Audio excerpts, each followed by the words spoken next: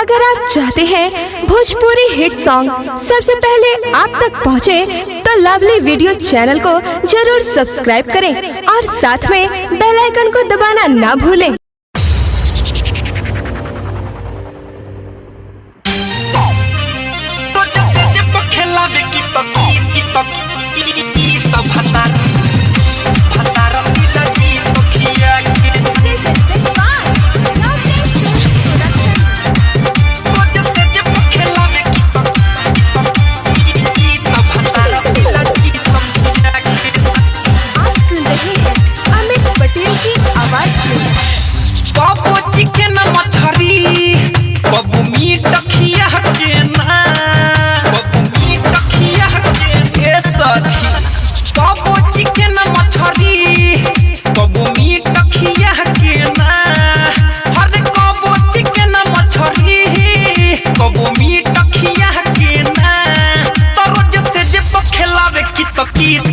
रसीला जी तखिया के ना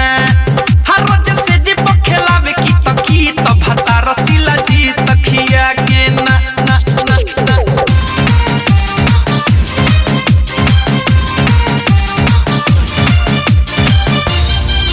भता रसीला जी तखिया के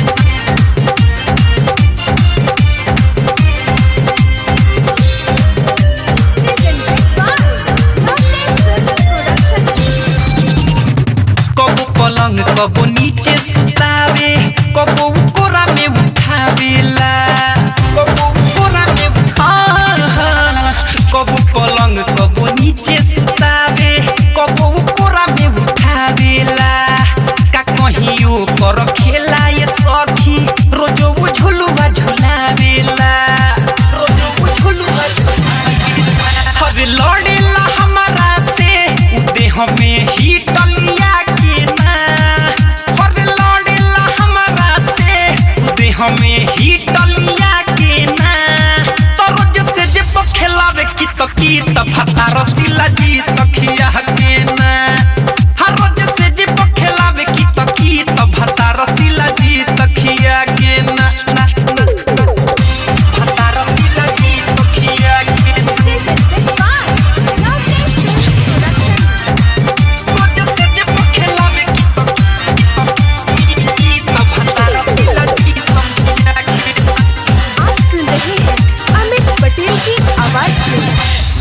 माने न बतिया धलेला छतिया